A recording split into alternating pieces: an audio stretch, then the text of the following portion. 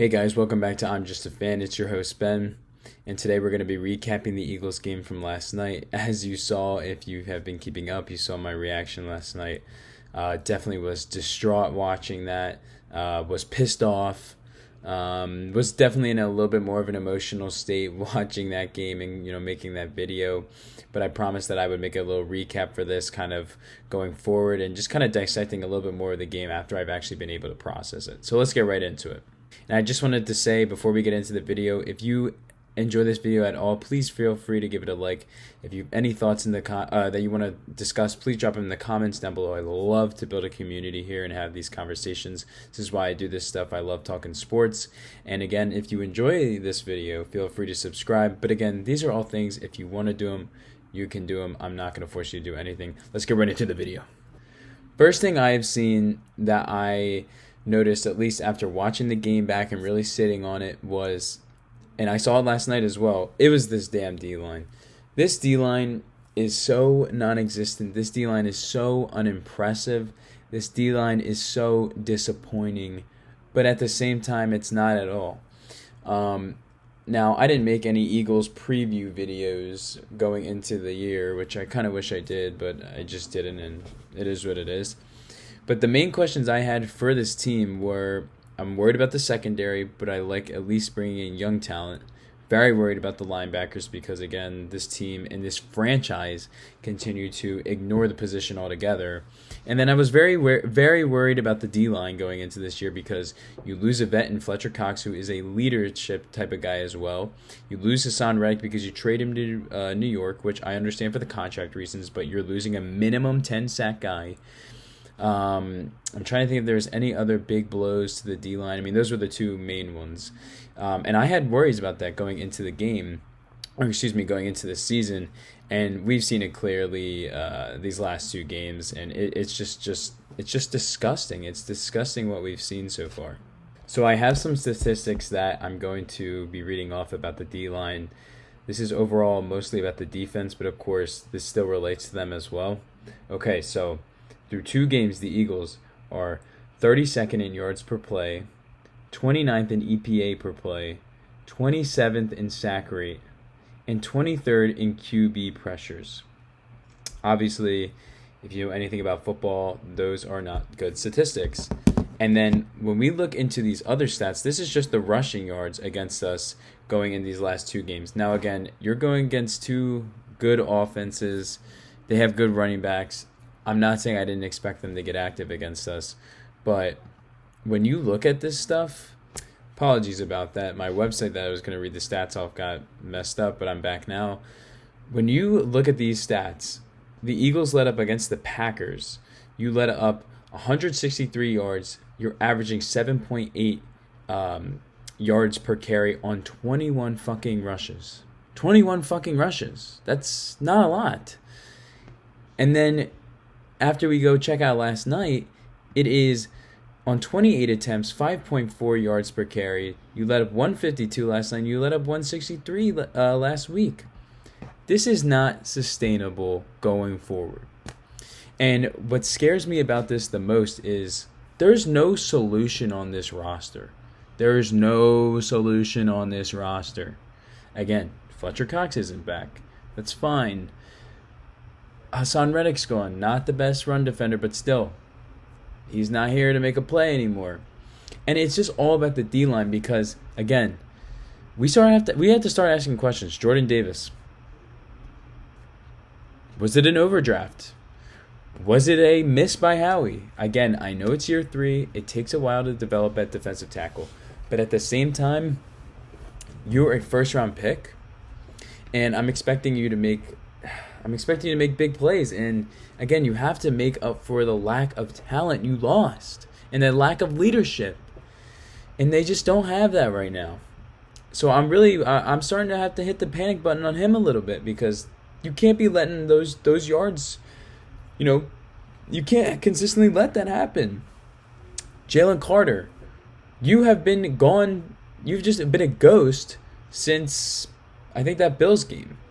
You haven't made any plays, and now there's apparently you were benched a little bit earlier in the last game because you showed up to something late. Come on, man. Get your head out of your fucking ass. You were picked as, I think, the 8th overall pick. Come on, man. You have so much fucking talent. It's inexcusable to be doing shit like that. And I need to see it more on the field because I haven't seen it in weeks. And the last thing I will say about this run defense is I think I saw a statistic, or I heard a statistic today. I wish I could find it right now, but I don't know where it is. And I honestly don't feel like looking for it, but whatever. In the last, I think, 11 games the Eagles have played dating back to last year, 9 out of those 11 games they've allowed over 100 rushing yards. That's a fucking joke. It's a joke. I just don't get it. I don't understand how this problem is going to get fixed. And now you got Kamara coming up next week. Christ almighty. I mean, just bet the fucking over on his rushing yards because that shit's going to fucking hit. So a lot to see there. And then again, kind of transitioning into the pass rush, that shit is, again, non-existent. Josh Sweat, I'm a huge fan of you, but you've been a fucking ghost since the collapse last year. And they bet on you instead of Reddick. And right now it's looking like a bad bet. Bryce Huff, I said it last night and I'll say it again. What the fuck do you do? I know people really liked you from New York. You were this rotational edge piece. I think he had I forget how many sacks he had last year. He had a good year. But come on, man. It looks like, I don't know if you're just not adapting well to the scheme or people are adjusting, but something's got to fucking change because I know it's been 2 weeks, but you have not showed me a fucking lick of what you can actually do on the D-line. And you saw again with that last drive for Kirk Cousins. Again, I know Vic doesn't blitz, but what the fuck? I mean, Cousins got them down there in 3 fucking plays, just sitting in the pocket. He could make a whole course fucking meal in that pocket because the Eagles aren't going to fucking sack him. And again, man, I love BG. I love him. But come on, man. We're relying on fucking BG, bro. He's like 35. He's like 35, 36. Like, come on, man. This is some, some terrible shit to see. And again, it's early in the season. I'm not trying to hit the panic button. But we have to start seeing it. Again, if this trend continues, specifically these 2 trends with the rush defense and the pass defense, we might have to start asking some questions about Howie. What's up with the talent evaluation? Because these are your guys. These are your guys, Howie. So, just very disappointing, and I think that's the main reason why this team lost, because, again, they just could not fucking stop anything at the line of scrimmage, and that fucked them in the back end, and you couldn't fucking hit Kirk Cousins, and he had all day to pass, and it's just not a winning recipe. Now on to the coaching. We're going to stick on this. I'm going to go over the statistic real quick and then kind of just jump into a bunch of key moments I thought from the game. Some will be associated with coaching, some will not be. But mostly this is more of a coaching segment. Just thought this was an interesting stat. Since 2023, the Eagles have the most blown leads in the final 2 minutes of the NFL with a lead of 4. Who does that reflect on? Oh yeah, Nick Sirianni. What the hell does this guy do, bro? This is why I had questions going in to the season, because you're not calling plays on the offense or the defense. What else do you do? This shit comes down to you, man. It's just an ugly trend, man. I just hate seeing this shit with the amount of talent that is on this team. Ugh. But now jumping into the stuff that I was considering talking about today, I'll try to make it a little quicker because I realized I was kind of ranting about the goddamn D-line because they just fucking pissed me off so much. Okay, first thing I wanted to talk about, should the Eagles have gone for it on that 4th down in the first quarter? At the time, I wasn't happy about it. I thought they were originally going to hard count them, but then they came out and ran the play again. I'm kind of split on it because if you take the field goal and let's say Jake makes it, which realistically you can pencil in Jake Elliott making a field goal from that range, the Eagles win the game if they have an extra 3 points. But at the same time, it's the modern NFL. I understand why teams go for it. I understand all that stuff.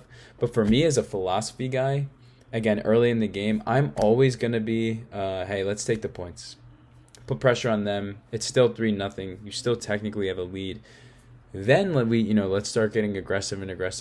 But when you start leaving points on the table, this is what can potentially happen and bite you in the ass. So I'm not going to kill them for that, but at the same time, I would have kicked the points and taken at least a 3-0 lead.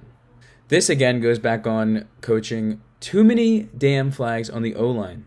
Every single time I felt like the Eagles made a positive play, specifically in the red zone, there was a flag and it had to come back.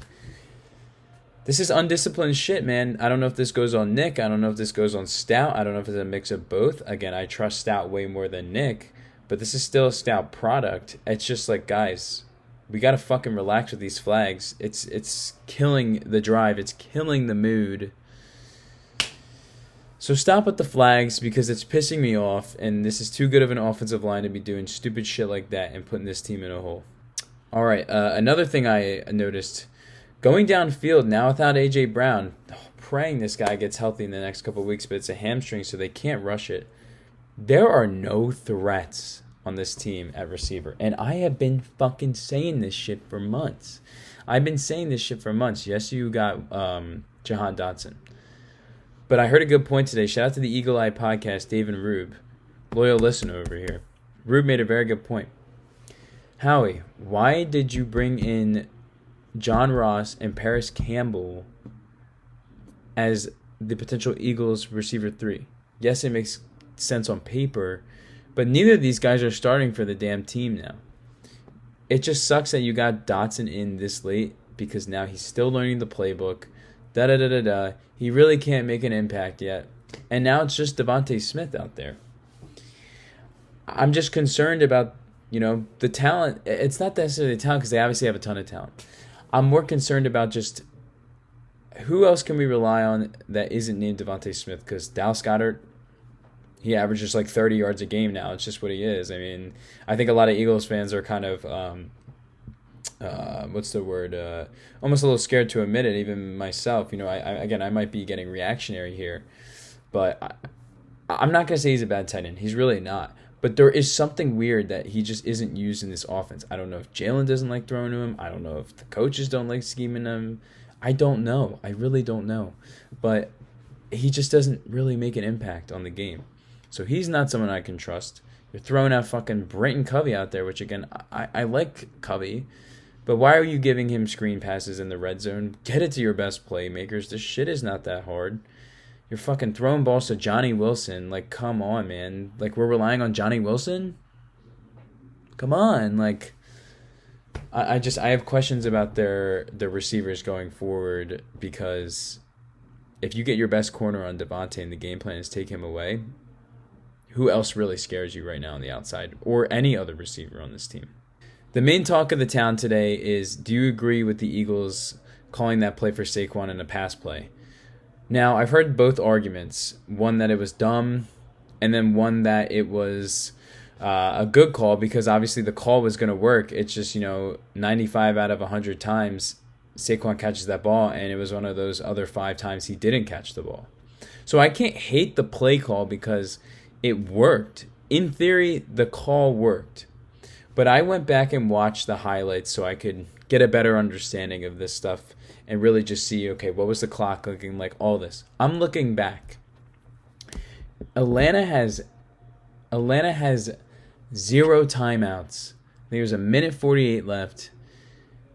My thought process is, if you run the freaking ball, minimum, even if you don't get the first down, and then you still kick the field goal, you give the ball to Atlanta with like a minute left. So I thought that was weird that they're passing because, again, you have a situation like yesterday where someone drops a pass and the fucking play call the time stops. So I really was concerned about that because looking back, it just doesn't make sense to me. Why do you pass? I don't know. I can't hate on the call because it worked. But at the same time, the mentality in the football awareness, the football IQ, it seemed to be lacking on that decision. And I can't fully support passing there just because, again, why not run the ball? And my follow-up to that would be, should the Eagles have gone for it on that last drive? And I don't know how I didn't see it earlier. I wasn't really as mad about it in the moment, but looking back, they should have just gone for it. What the hell does kicking another field goal do for you? It's still a one-score game if the Atlanta Falcons score. Sorry about that. My video recorder again got messed up. It's really annoying, but whatever. What was I saying? I was saying is, again, looking at the time and everything, blah, blah, blah, blah, blah. Let's say the Eagles, sure they have gone for it there.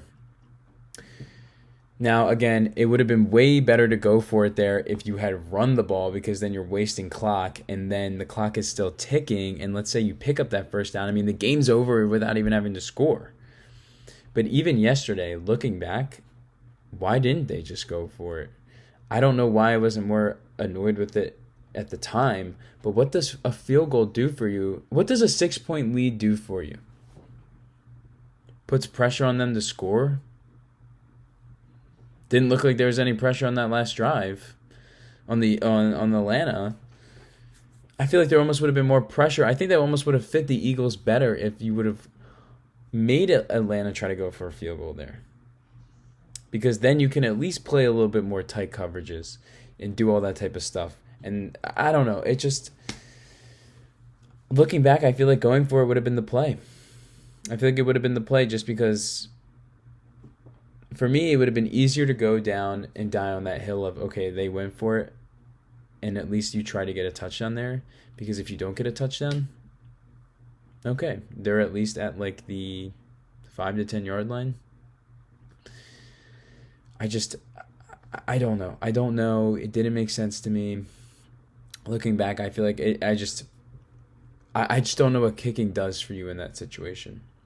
Yes, it makes the other team go for a touchdown, but when you're going to run a defense like that, when Kirk Cousins has 1:40 left, no timeouts, and there's not a fucking lick of pressure, who gives a fuck? Who cares if they have to score a touchdown? Because it's not going to matter because they're going to score a touchdown. Just doesn't make sense to me. A lot of questions. I don't know. It just seems like the vibe for this team completely flipped last night. And again, this team, what's so annoying is they're still doing the same shit as last year.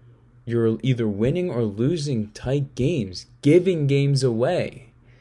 That was Seattle-esque last night. And it just really makes me wonder, like, is this a coaching thing? Because it's still happening. It's happening with new coordinators. It's happening with newer players. Again, not everyone is new, but it's happening with new staff. But there's a overwhelming thing that has stayed the same. I don't even know if I'm using that right. I don't know what I'm saying right now. Nick Sirianni is still the same. And he's the head coach. And for me, I have to put some blame on him. Now, am I going to put all the blame on him? No. I think last night was really more of a personnel thing. It just really concerns me, again, that you're losing games like that. Some of these questionable decisions, they still go on him. And I'm just really, I don't know. I'm not trying to overreact, but this team could very well be 1-3 in a couple weeks. And if they're going to be 1-3, I mean, he's going to get fucking fired. I don't know what to say. So I'm just really not trying to overreact. I still have a ton of faith in this team. But last night really shook me almost to my core. I really thought they had gotten rid of all that bullshit from last year, but it's still here. And I don't know. You got to go into New Orleans. It's going to be a huge fucking game. And yeah, I'm just almost I don't know. I'm just worried. I'm worried about the team, but I still have faith at the same time. It's a very hard spot to be in. But regardless, this is enough yapping. I'm starting to ramble here. Again, if you like this video, give it a like. If you like this type of content, subscribe.